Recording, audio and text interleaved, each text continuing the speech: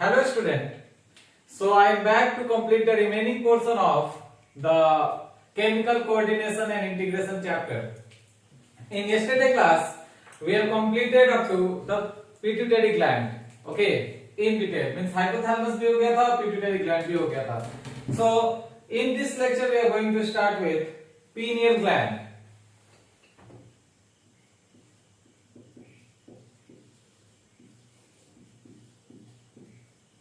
तो ये जो पीनियल ग्लैंड है ये भी ब्रेन में ही लोकेटेड होता है. ठीक है. Actually this gland is a small rounded और you can also say round and is composed of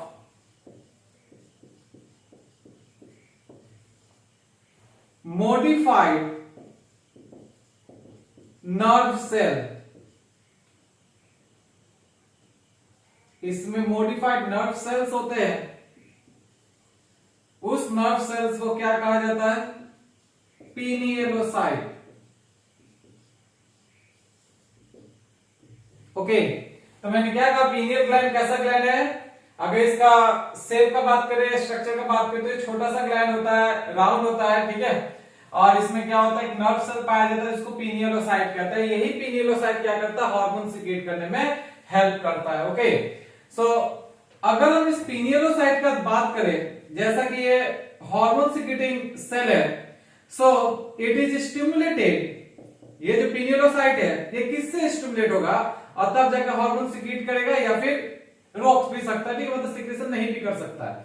okay, तो पिनियलोसाइट जो है it is stimulated by nerves of the eye. I nerve जो है इसको स्टिमुलेट करता है. ठीक है, तो ये भी एक टाइप का क्वेश्चन हुआ कि पिनियलोसाइट किससे स्टिमुलेट होता है, तो हम लोग क्या कहेंगे? आई नर्व से ये स्टिमुलेट होता है. Okay, now let's discuss about the location of this gland. अगर इसके लोकेशन का बात करें देन एक्चुअली में ये एपिथैलेमिक रीजन में लोकेटेड होता है. कल हमने पिट्यूटरी ग्लैंड पढ़ा था और वो कहां लोकेटेड था? हाइपोथैलेमिक रीजन में. ओके, सो ये जो पिनियल ग्लैंड है इसका लोकेशन होगा एपिथैलेमिक रीजन, या फिर हम कह सकते हैं dorsal side of the forebrain also. ठीक है, लोकेशन का अगर बात करते हैं it is located in the dorsal side of forebrain. forebrain के dorsal side में लोकेटेड है. इसके अलावा मैंने और एक बात बताया, एपिथैलेमिक रीजन में पाया जाता है. जैसे ये हो गया थैलेमस, इसके नीचे वाला पार्ट हो गया हाइपोथैलेमस, ऊपर वाला पार्ट हो गया एपिथैलेमस. ठीक है, तो हाइपोथैलेमिक रीजन में क्या मिला था? पिट्यूटरी ग्लैंड जो हमने डिटेल में पढ़ लिया है. और एपिथैलेमिक रीजन में क्या मिलेगा? Pineal gland. Okay, so we are not discussing this one. लेकिन जो एग्जैक्ट लोकेशन अगर बात करें, it is located in the dorsal side of the forebrain. Due to this और ड्यू टू इट्स लोकेशन, इसी लोकेशन के वजह से इस फोरब्रेन को एपिफाइसिस सेरेब्री भी कहते हैं. ठीक है, तो हम यहां पे क्या लिख सकते हैं? Due to its location it is also known as epiphysis cerebri. ये भी एक क्वेश्चन हो गया यहां पे जो नीट में पूछा जाता है. अगर पूछा व्हाट इज एपिफाइसिस सेरेब्री, ठीक है, तो हम क्या कहेंगे? पिनियल ग्लैंड को एपिफाइसिस सेरेब्री कहते हैं. और क्यों कहते हैं? Because of its location. इसका लोकेशन क्या है? Dorsal side of the forebrain.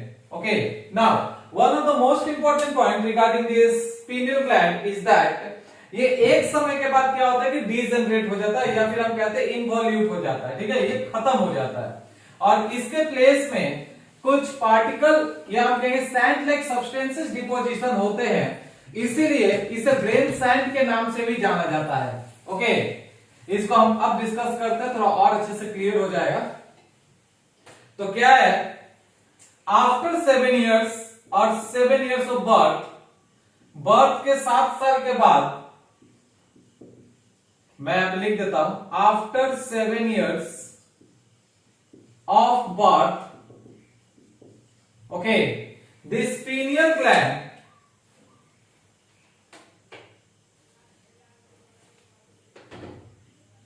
ये जो पीनियल ग्लैंड है अंडरगो इन्वोल्यूशन। इन्वोल्यूशन का मतलब होता है ये खुद ही खत्म हो जाता है, ठीक है। तो हम यहां पे क्या लिख सकते हैं इन्वोल्यूशन का मीनिंग, मान लीजिए कभी कभी पूछ लिया, या मीनिंग भी जानना बहुत जरूरी है बायोलॉजी में। तो इन्वोल्यूशन का मीनिंग होता है shrinking of organ, okay, in old age. Old age में ऑर्गेन का श्रिंकिंग होना, ठीक है, या फिर और व्हेन इट इज इनएक्टिव, या फिर जब ये इनएक्टिव हो जाता है तब ये श्रिंक हो जाएगा। श्रिंक का मतलब आप लोग समझते हो, shrinking means what, it will lose its actual structure and will undergo involution, ठीक है। इसका एक्चुअल स्ट्रक्चर खत्म हो जाएगा, धीरे धीरे ये समाप्त हो जाएगा, ठीक है, मतलब वहां से हट जाता है, ठीक है। तो अब जब वो उस पोजीशन से हट गया, ठीक है, या उस लोकेशन से हट गया, तो उस जगह पे कुछ और डिपॉजिट हो जाएगा, ठीक है। अब क्या डिपॉजिट होता है वहां पे, in that position there will be a deposition of calcium carbonate crystals and calcium phosphate crystals, ठीक है। तो ये मैं कंप्लीट करता हूं सेंटेंस को, मैंने क्या कहा, आफ्टर 7 years ऑफ बर्थ, ठीक है, पीनियल ग्लैंड अंडरगो इन्वोल्यूशन, तो ये इन्वोल्यूट हो चुका है। अब इसके जगह पे क्या होगा, डिपोजिशन ऑफ, तो हम लिखेंगे एंड कैल्शियम कार्बोनेट, और you can also right it like this, crystals of calcium carbonate and calcium phosphate, it is CH3PO4, calcium phosphate will occur। तो मैंने क्या लिखा है यहाँ पे, after 7 years of birth pineal glands undergo involution and crystals of calcium carbonate and calcium phosphate are deposited, okay, यहाँ पे deposit हो जाएगा in it, ठीक है, then it will be called as brain sand. तब हम इसे क्या कह सकते हैं, ब्रेन सैंड। मतलब जब ये इन्वोल्यूट हो गया, उसके बाद यहाँ पे किसका डिपोजिशन होगा, कैल्शियम कार्बोनेट और कैल्शियम फॉस्फेट का। उसके बाद इस पीनियल ग्लैंड को हम किस नाम से पुकार सकते हैं, तो ब्रेन सैंड के नाम से, okay. This is also one of the important question, okay. मैं इसे, अच्छा ठीक है, अगर नहीं दिख रहा होगा तो मैं इसे ब्लैक पेन से लिख देता हूं, brain sand, okay, so underline it now let's discuss this topic once again। तो मैंने क्या कहा, ये जो पीनियल ग्लैंड है, पीनियल ग्लैंड कितने साल के बाद डीजनरेशन स्टार्ट होता है इसका, या इन्वोल्यूशन स्टार्ट होता है 7 years के बाद, ठीक है। Then in this pineal gland there will be a deposition of what, deposition of crystals of calcium carbonate and calcium phosphate, okay, underline this sentence, calcium carbonate and calcium phosphate का deposition हो रहा है, okay, due to which there will be a sand like formation in the brain। अगर x ray किया जाता है brain का, अगर ब्रेन का एक्सरे होता है इन एडल्टहुड, तो फिर ये ब्रेन सैंड हमें साफ साफ दिखेगा, ठीक है। एक्सरे में दिखता है सैंड लाइक स्ट्रक्चर, एक छोटा सा स्ट्रक्चर दिखेगा जिसे ब्रेन सैंड के नाम से पुकारा जाता है, but it will not perform it's action, okay. ये अपना एक्शन परफॉर्म करने में सफिशिएंट नहीं है, ठीक है। आई होप ये समझ में आया होगा आप लोगों को। सो पीनियल ग्लैंड के बारे में अब तक हमने क्या क्या देखा, लोकेशन देखा, ठीक है। लोकेशन के बाद इसका हम लोग ने देखा पिनियोलोसाइट्स होता है, जो मेन सेल्स है पिनियोलोसाइट्स ही हार्मोन का फॉर्मेशन करता है, और ये पिनियोलोसाइट्स स्टिमुलेट होता है on the basis of nerves of the I nerve. I nerves क्या करते हैं, इसे स्टिमुलेट करते हैं, ठीक है, ताकि हार्मोन सिक्रेट करे। ओके नाउ अब क्या देखा हमने कि जिंदगी भर ये ग्लैंड नहीं रहता हमारे बॉडी में, एक समय के बाद क्या होता है कि ये खत्म हो जाता है, ठीक है, मतलब इनवॉल्यूट हो जाता है। इनवॉल्यूशन जिसे हम कह रहे हैं, it is destroyed and in its place or in this gland there will be a deposition of calcium carbonate and calcium phosphate, that is why it is called as brain sand, ठीक है। Now we are going to discuss the hormones of this gland. What are the hormones which are produced by this gland? So mainly there is only one hormone which is mentioned in our NCERT chapter, okay। NCERT book में एक ही hormone के बारे में बताया गया है जो कि melatonin, but I am going to give you the two hormones, okay. यहाँ पे ये दो हार्मोन बनाता है और ये दोनों ही बायोजेनिक हार्मोन है, ठीक है, दोनों को बायोजेनिक हार्मोन कहते हैं जो सिंथेसिस हो रहा है इधर biologically, okay. Now the hormones of the pituitary gland,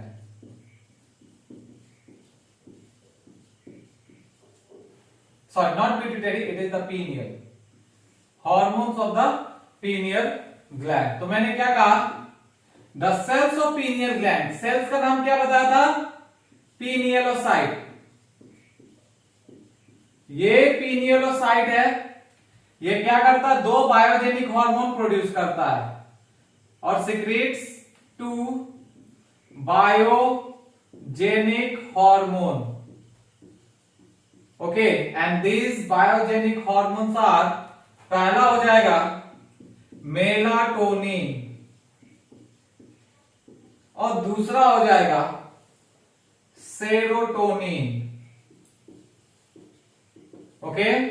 in our NCERT syllabus only one hormone का जिक्र किया गया है जिसका नाम है मेलाटोनिन। इस सेरोटोनिन को आप लोगों ने बहुत बार सुना होगा, ठीक है, टिश्यूज पढ़े होंगे, एनिमल टिश्यूज वहां भी सुना होगा, ठीक है, या बायोमोलिक्यूल्स पढ़े हो तो वहां भी सुने होंगे। नाउ दिस मेलाटोनिन, ये मेलाटोनिन का क्या मेन फंक्शन है या मेन रोल इसका क्या है, ठीक है, तो ये रेगुलेट करता है, क्या रेगुलेट करेगा, it regulates the 24 hours diurnal rhythm of the body, ठीक है, इट रेगुलेट्स हमारे बॉडी का जो 24 आवर साइकिल होता है जिसे बायोलॉजिकल क्लॉक भी कह सकते हैं, उसे भी ये रेगुलेट करता है, ठीक है, it regulates 24 hours diurnal, diurnal का मतलब होता है डे लेंथ, ठीक है, diurnal rhythm, okay, of the body. So ये तो इसका पहला फंक्शन हो गया। अगर दूसरे फंक्शन की इसका बात करें, ठीक है, इसी से अगर रिलेटेड अगर बात, इसी को अगर हम और डिस्कस करें कि ये क्या कर 24 hours diurnal rhythm of the body maintain कर रहा है या कंट्रोल कर रहा है, means it is maintaining the rhythm of body like, कैसा होगा रिदम, कौन कौन सा रिदम हो सकता है, स्लीप वेक साइकिल, हम सोते कब है जागते कब है, सो हो गए sleep wake cycle, then there is body temperature,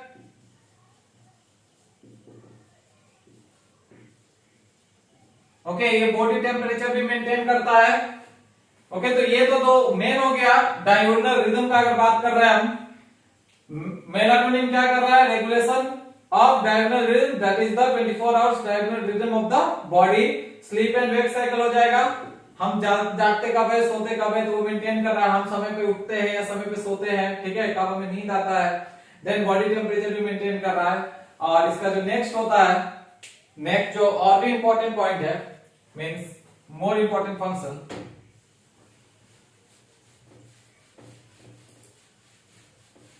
वो हो जाएगा आपका, that is the metabolism. It also regulates metabolism, then pigmentation, okay, pigmentation of the body या pigmentation of the skin कह लीजिए, menstrual cycle,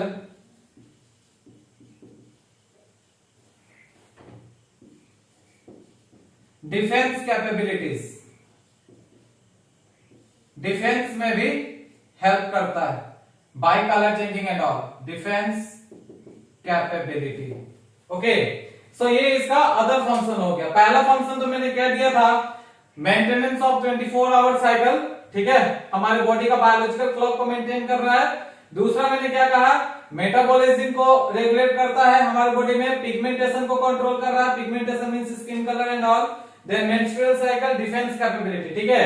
one of the most important function in case of amphibia is that it is responsible for the formation of metachrosis, ठीक है।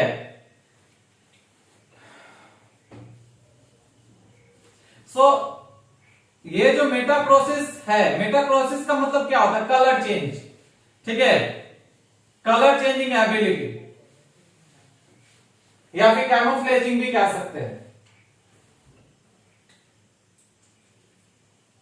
इन animals. Now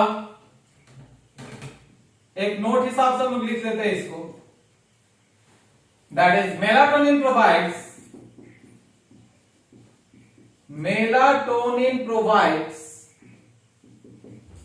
light colour to skin. ये हमारे skin को light colour भी provide करता है, ठीक है। या in animal kingdom this melatonin is responsible for providing the light colour to the skin and also perform metachrosis. ये मेटाक्रोसिस का मतलब मैंने अभी अभी बताया, that is physiological colour change, physiological change in colour या फिर कलर चेंज हम लिख सकते हैं, ठीक है। That is कैमोफ्लेजिंग।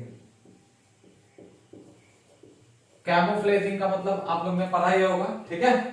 कैमोफ्लेज का मतलब होता है अगर कोई ऑर्गेनिज्म अपना कलर सराउंडिंग एनवायरनमेंट के कलर से मैच करा रहा है only to deceive the predators and all, okay, खुद को बचाने के लिए, उसे कैमोफ्लेज कहते हैं, ठीक है। तो ये प्रोटेक्शन में भी काम कर रहा है। तो ये तो था मेलाटोनिन के बारे में, ठीक है।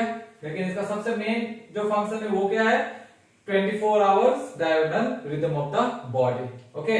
आफ्टर दैट ये क्या कर रहा है, लाइट स्क्रीन कलर भी प्रोवाइड करता है, ठीक है। और ये मेटाक्रोसिस तो हो गया। Now moving on to serotonin which is the second hormone produced by the pineal gland. और अगर इसका केमिकल नेम का बात करें तो वो है 5 हाइड्रोक्सीट्रिप्टामाइन, ठीक है।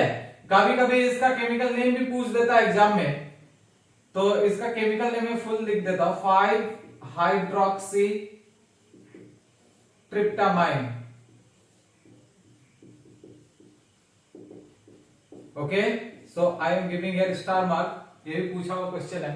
तो सेरोटोनिन के बारे में आप लोगों ने बहुत बार पढ़ा है। ये सेरोटोनिन क्या है, सेरोटोनिन एक स्ट्रॉन्ग वैसोकंस्ट्रिक्टर है, ठीक है। It is a strong vasoconstrictor. अब वैसोकंस्ट्रिक्टर बोलने का क्या मतलब होता है, ब्लड वेसल्स को ये कंस्ट्रिक्ट करेगा, मींस इसका जो ल्यूमेन है उसको छोटा करेगा और ब्लड प्रेशर को इंक्रीज करवा देगा, ठीक है। स्ट्रॉन्ग वैसोकंस्ट्रिक्टर ताकि वहां से ब्लड तेजी से पास होता है, ठीक है। Now this serotonin is induced in the presence of light. ये क्या होता है, ये लाइट के प्रेजेंस में ज्यादा सीक्रेट होता है। तो यहां पे हम लिख सकते हैं, ये भी एक इंपॉर्टेंट पॉइंट हुआ, that this serotonin is induced, इसका जो फॉर्मेशन होता है कब होता है, induced in the presence of light. Light के प्रेजेंस में ये सेरोटोनिन का फॉर्मेशन इंड्यूस होगा, ठीक है, बनना स्टार्ट होगा। So here we have completed the pineal gland, okay. तो पीनियल ग्लैंड से रिलेटेड जितने भी पॉइंट्स थे नीट लेवल के वो हमने सारे डिस्कस किए हैं, ठीक है। मेलाटोनिन के बारे में बता दिया, सेरोटोनिन के बारे में बता दिया, जो बायोजेनिक हार्मोन से, याद रखिएगा बायोजेनिक हार्मोन्स के बारे में, ठीक है। Okay, so now let's move on to other gland, that is means another gland, that is the thyroid gland and the largest gland of our body.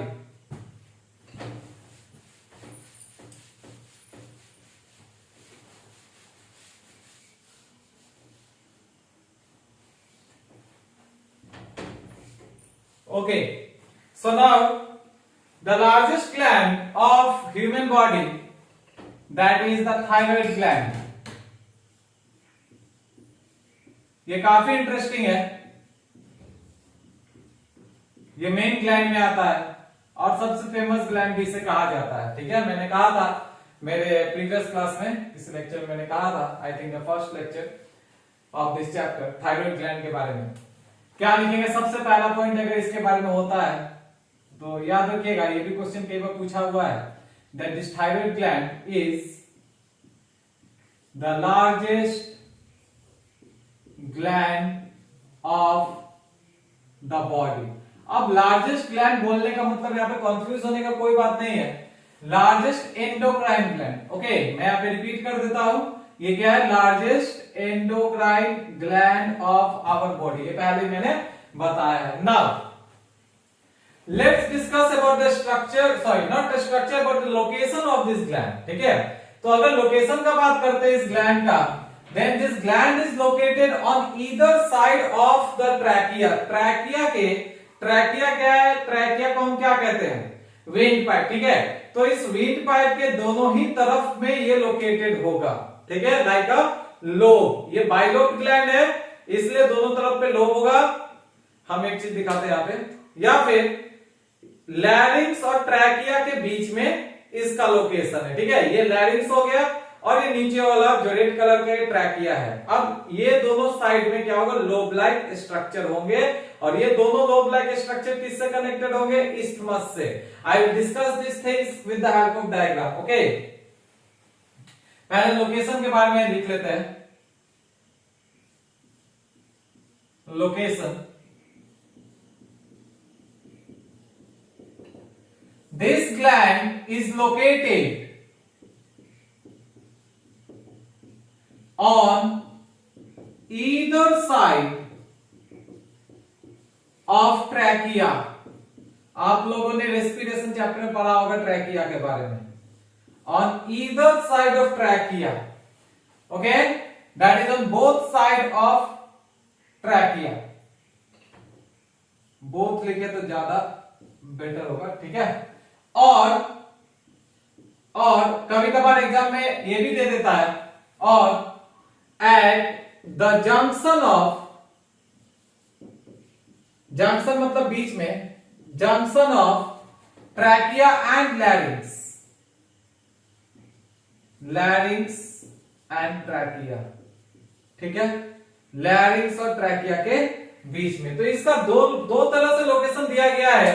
यहां पे कोई भी ऑप्शन अगर दिया गया, ठीक है, दोनों में से कोई भी अगर दिया है तो आप मार सकते हो, अगर दोनों ही दिया है तो बोथ आर करेक्ट। ओके, तो लोकेशन क्या है इसका, on both side of trachea और at the junction of trachea and larynx. Okay, so it is what type of gland, it's a bilobe gland. एक और पॉइंट हम लोग लिख लेंगे इसका, it is a bilobe gland. Bilobe मतलब दो लोब होगा इसका।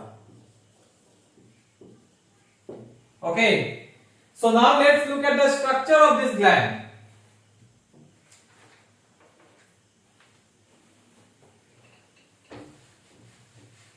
एक्चुअली स्ट्रक्चर से अच्छे से समझ में आता है, और साइंस है, साइंस में बिना स्ट्रक्चर के कुछ नहीं होता।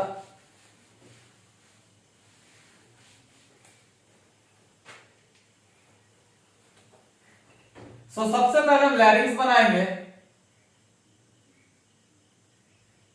ठीक है, साइड में बनाते हैं, यहां पे जगह बच जाएगा। ठीक है,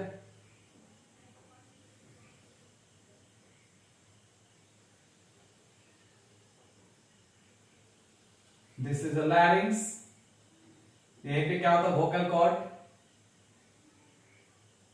ओके, अब इस लैरिंक्स के नीचे हम क्या करेंगे, ट्रैकिया बना देते हैं।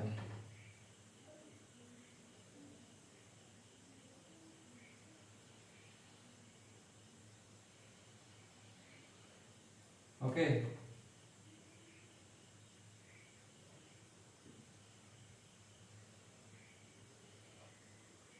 ठीक है, तो ये ट्रैकिया हो गया, and this is the junction between larynx and trachea.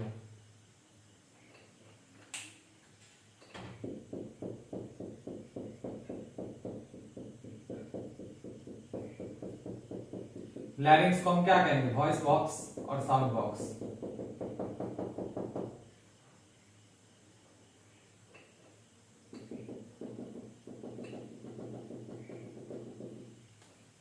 ना देयर विल बी फॉलिकल्स।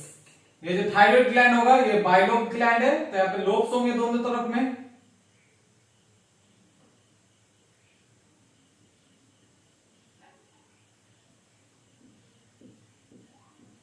तो ये दिख रहा है आप लोग को लोब्स।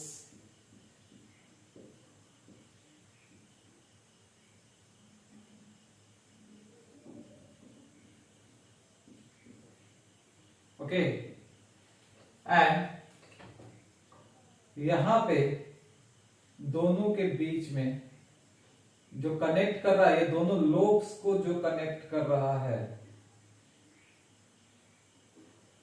चलिए इसे मैं ब्लैक पेन से बना देता हूं, थोड़ा सा क्लियर रहेगा।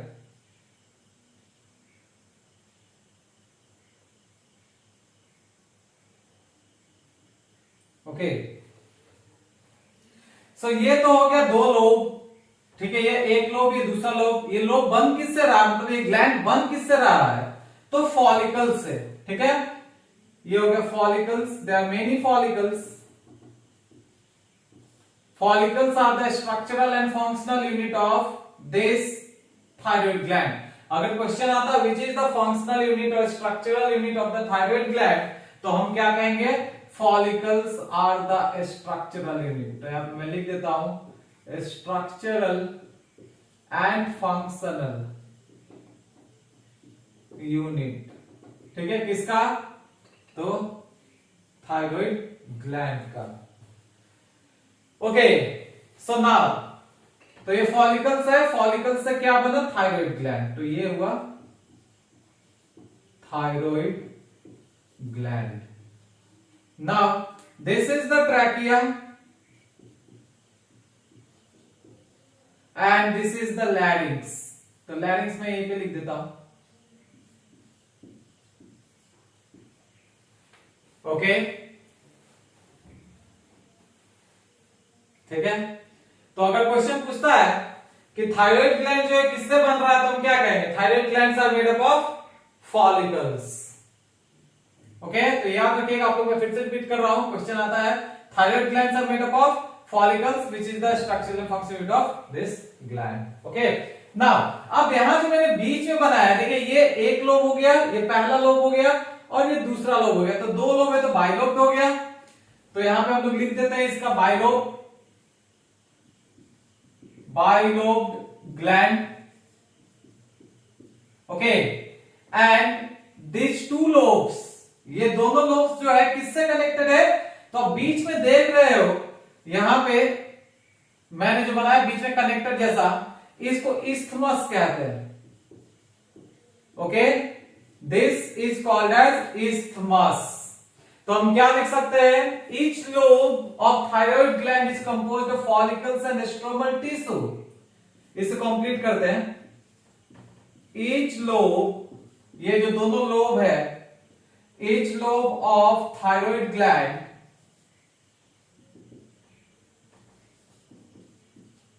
is composed of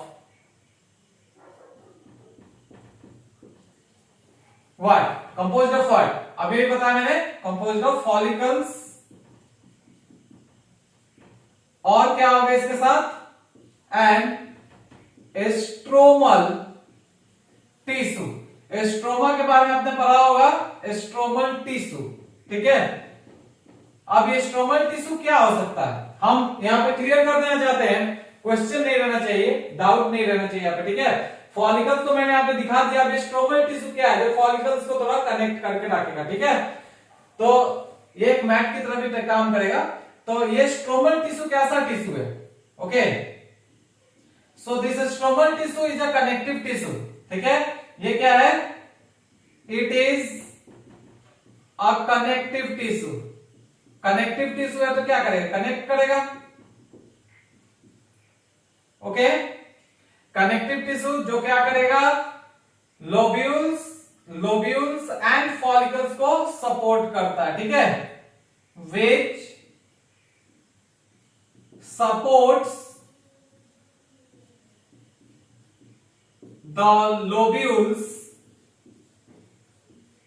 and follicles, ये लोब्यूल्स और फॉलिकल्स को सपोर्ट करेगा।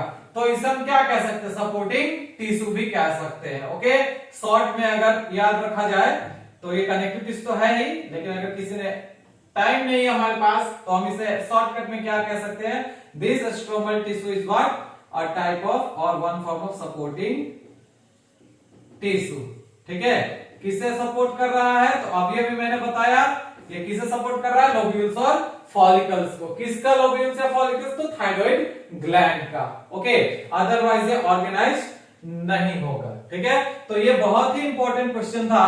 ठीक है, मैंने क्या बताया, each lobe of thyroid gland as it is a bilobe gland is composed of follicles and stromal tissue. This follicles, मैंने फॉलिकल्स के बारे में पहले ही बता दिया है। ठीक है, राउंड एंड बॉडीज होंगे। स्ट्रोमल टिश्यूज के बारे में मैंने क्या बोला, ये सपोर्टिंग टिश्यू है जो फॉलिकल्स और लोब्यूल्स को सपोर्ट करता है। और रहा बात थायराइड ग्लैंड का लोकेशन के बारे में, तो थायराइड ग्लैंड कहां पे लोकेटेड है, on either side of the trachea और at the junction of larynx and trachea. Okay, and is connected and this two lobes are connected with the help of isthmus। तो इसे भी अब complete करते हैं।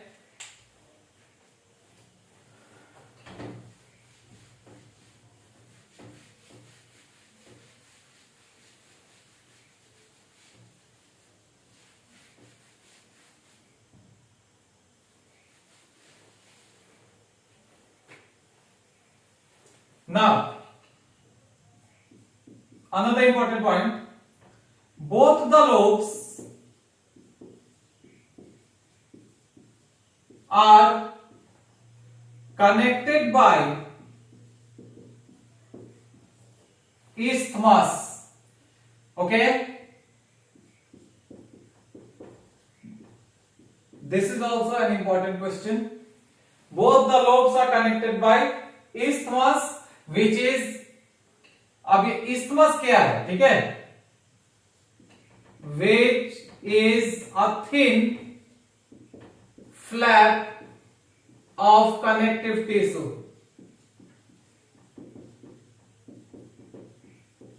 ओके, ये भी एक टाइप का कनेक्टिव टिश्यू है, flap like. Okay, thin flap of connective tissue. But there is one important point, जैसा ये दोनों लोब्स क्या है, ये दोनों लोब्स तो ग्लैंडुलर है। Glandular means they will secrete. Okay, क्या सिक्रीट करेगा, हार्मोन सिक्रीट करेगा। लेकिन ये isthmus क्या होगा, तो अगर ये दोनों पार्ट को कंट्रोल कर रहा तो हमारे मन में ये आता होगा कि ये भी क्या होगा, ग्लैंडुलर ही होगा। लेकिन यहां पे ट्विस्ट है, this isthmus is what, isthmus is non glandular। Okay, तो हम यहां पे लिखेंगे isthmus is non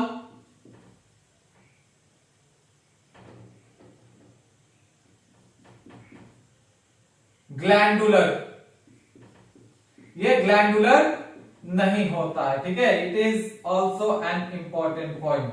okay, what is isthmus, so it is a non glandular part of thyroid gland. तो ये तो था स्ट्रक्चर के बारे में। ठीक है, जो हमें दिख रहा है ऊपर ऊपर से, अब तक हम फॉलिकल्स पे नहीं गए हैं। ठीक है ना, क्या कहा मैंने कि लैरिंक्स और ट्रैकिया के बीच में, ठीक है, मीन जंक्शन में लोकेटेड है। Okay, on either side of the trachea thyroid gland पाया जाता है। एंड ये क्या है, बाइलोब ग्लैंड है, दो लोब्स होते हैं और इसके जो लोब्स है उसको कनेक्ट कौन कर रहा है, isthmus। isthmus क्या है, नॉन ग्लैंडुलर पार्ट है, अ type of connective tissue. Okay, now ये जो फॉलिकल्स है इसे हमने क्या कहा, ये जो फॉलिकल्स है, ये फॉलिकल्स, इतने सारे जो फॉलिकल्स है, क्या स्ट्रक्चरल फंक्शनल है। तो फिर ये क्या करे, स्ट्रक्चर तो बना ही रहा, फंक्शनल भी है, तो फिर यही क्या करेगा, हार्मोन्स भी सिक्रेट करेगा। ठीक है, तो ये फॉलिकल से थायराइड हार्मोन को सिंथेसाइज करवा रहा है।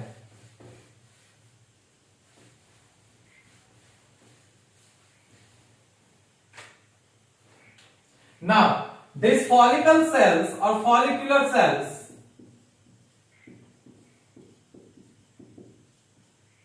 I am giving it like notes. Okay, सो आप लोग को दिक्कत नहीं होगा। These follicular cells synthesize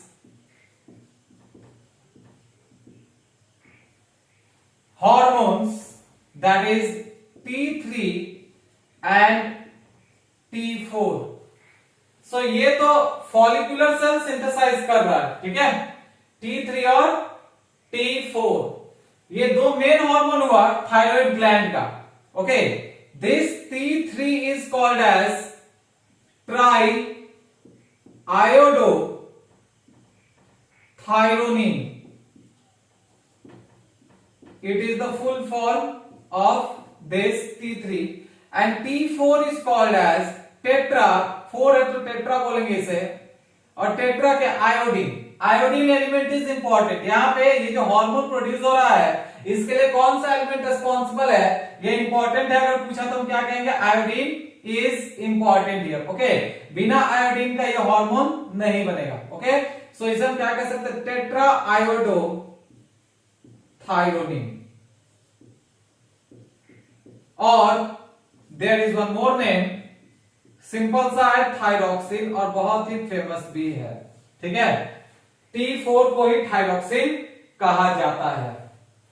okay, so ये तो था पैराफॉलिकुलर सेल्स के बारे, सॉरी फॉलिकुलर सेल्स के बारे में, कि फॉलिकुलर सेल्स क्या कर रहा है, दो हार्मोन सीक्रेट कर रहा है, T3 एंड T4, ठीक है, which are the main hormones of the thyroid gland. Now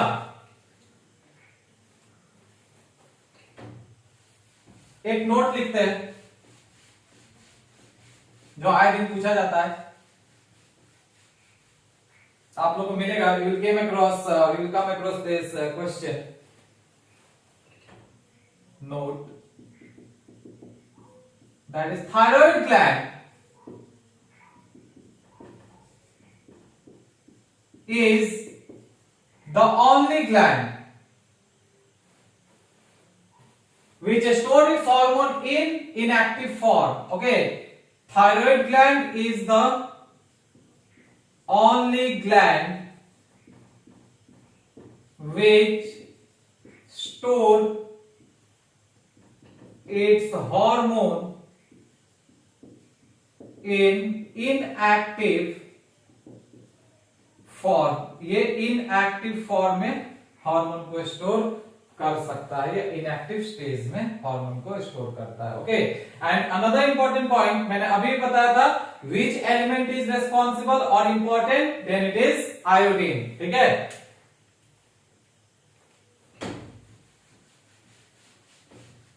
So another important point, element iodine is essential for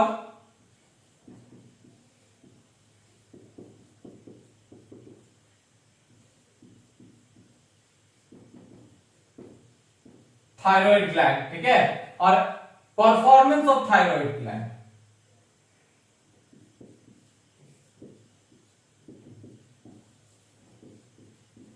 okay, अगर बोले कि थायराइड हार्मोन तो भी गलत नहीं होगा। तो हम क्या कह सकते हैं, अगर आयोडीन का हमारे बॉडी में डेफिशिएंसी हुआ, मींस अगर हमारे बॉडी में आयोडीन कम हुआ, तो फिर क्या होगा, थायराइड हार्मोन का भी सिंथेसिस कम होगा, मींस हार्मोन्स भी कम प्रोड्यूस होंगे, and we are going to suffer from thyroid hormone disorder. आप लोग कई बार देखे होंगे टीवी वगैरह में, ठीक है, मैं इसके बारे में भी जिक्र करूंगा जब मैं डिसऑर्डर्स पढ़ाऊंगा। Okay,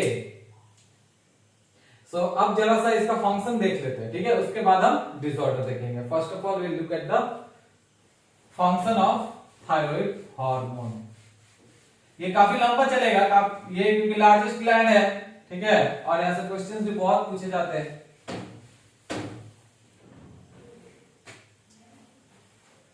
Now the function.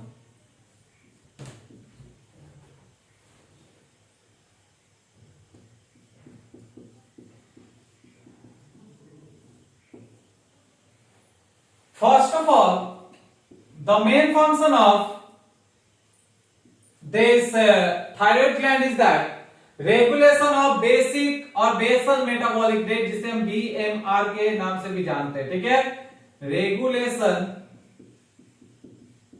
of basal metabolic rate.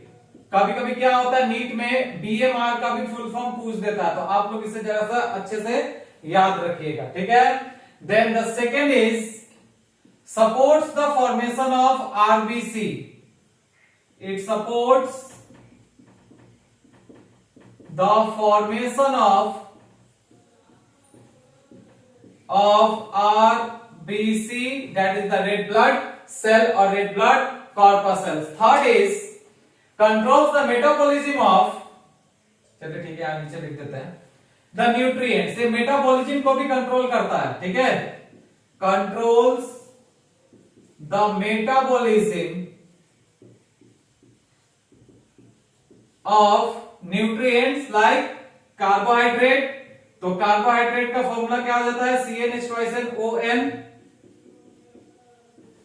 Okay, after that lipids, lipid का क्या हो जाएगा CnH2SnO2। यहां पे नंबर ऑफ ऑक्सीजन क्या होता है वो फिक्स होता है, and another is the protein, ठीक है। यहां पे मेनली 3 को कंट्रोल कर रहा है, ये 3 के मेटाबॉलिज्म को। प्रोटीन का हम क्या लिख सकते हैं अमीनो एसिड लिख सकते हैं। तो अमीनो एसिड में क्या होता है कार्बन, हाइड्रोजन, यहां पे हो जाएगा अल्काइल ग्रुप, सपोज यहां कर देते हैं NH2, ओके, और यहां पे COOH कर देते हैं, ठीक है। तो ये हो गया amino acid, okay. Next the last function जो मेन है maintenance of water and electrolyte balance, ठीक है।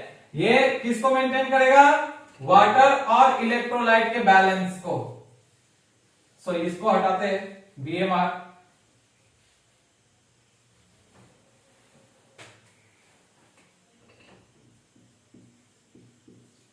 रेगुलेशन, और you can also say maintenance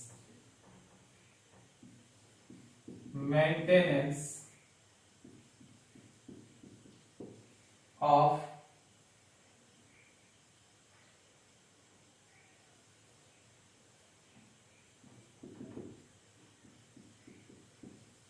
water and electrolyte, okay, balance में ये रखता है, ठीक है।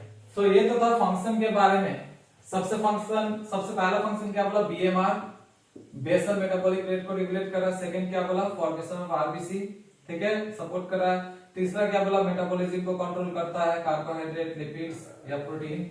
देन फोर्थ क्या बोला मेंटेन करता है वाटर एंड इलेक्ट्रोलाइट के बैलेंस को हमारे बॉडी में, ओके।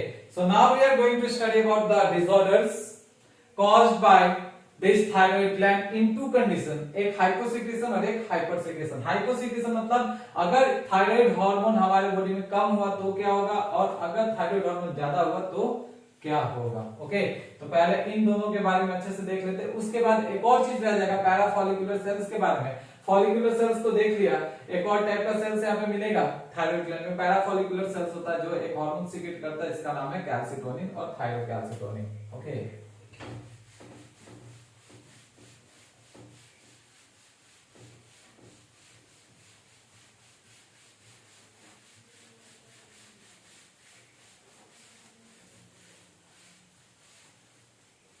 एक बार देख लेते हैं फिर से लेक्चर रिकॉर्ड हो रहा है कि नहीं हो रहा है, ओके।